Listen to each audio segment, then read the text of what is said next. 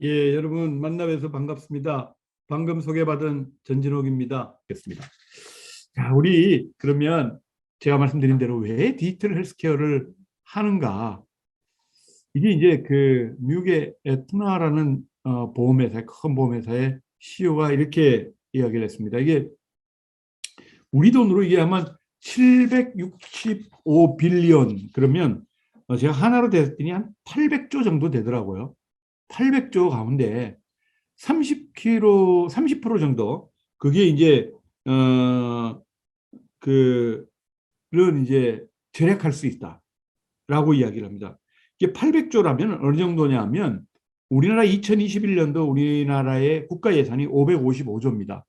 그러니까 얼마나 큰 돈을 이 절약할 수 있는가라고 이제 생각해 보면 되겠죠. 그게 뭘 어떻게 하면 절약하냐라고 이제 했었을 때 이 사람 이야기하는 거는 뭐냐면 정보를 기반으로 하고 그다음에 임상 근거에 기반해서 성과 중심으로 이걸 디지털 헬스케어를 잘 활용하면 의료의 생태계가 전환이 되고 엄청난 비용을 절약할 수 있다. 지금 뭐 과거에 오바마 대통령 이미 뭐 이제 트럼프 이전에 있던 오바마 대통령 오바마 의료 개혁이라고 그래서 미국의 의료비가 엄청 비쌉니다. 나중에 이제 조금 설명을 드리긴 하겠습니다만은 이 비용을 줄이는 것이 오바마에서는 의료 개혁을 자기 어떤 국정 사업의 제 첫 번째로 이제 생각을 했던 거였는데 여기서 이제 보면 그 이 정밀 의료라는 뭐 이런 이제 캐치프레이즈를 가지고 이게 우리가 의료라는 걸 막 이 서비스를 하는데 이걸 일반화하지 말고 정보를 기반으로 하고 임상 근거에 기반해서 성과 중심으로 잘 맞춤 치료를 한다면 훨씬 더 국민한테도 도움이 될 거고 의료비도 절감할 수 있을 것이다. 이렇게 이제 이야기를 한 거죠. 그게 이제 디지털 헬스케어를 어떤 면에서 보면 가장 필요로 하는 부분이다. 이렇게 이야기를 했습니다. 그게 우리나라에서도 보면요.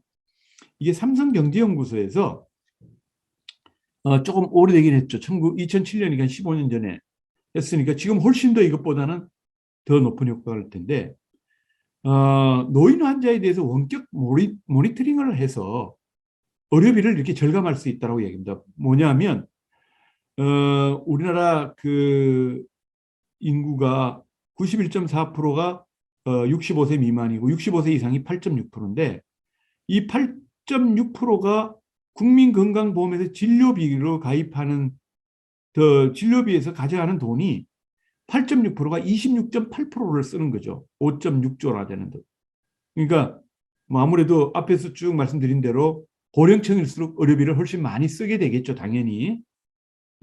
그래서 이 26.8%인 5.6조를 원격 모니터링을 통해서 이걸 한다면 그 26.8%인 5.6조 가운데 한 7.2%인 1.5조는 절감할 수 있다. 그래서 5.6조가 아니고 4.1조로 충분히 커버할 수 있다. 이걸 이제 그 통계 데이터를 통해서 이렇게 이제 예측을 하게 된 거죠. 자, 이게 어떻게 보면 디지털 헬스케어를 하는 이유가 이런 이제 같은 맥락에서 볼 수가 있는 거죠. 뭐 미국의 아트나 CEO가 이야기한 거나 또 삼성경제연구소가 이렇게 바라본 시각에서 보면 야, 이거 뭐 정말 효과 있느냐 이런 이야기도 있지만 이 원격 모니터링을 하면 정말로 의료비가 이렇게 절감이 될 수 있다. 이런 이제 자료를 가지고 제시를 한 거죠.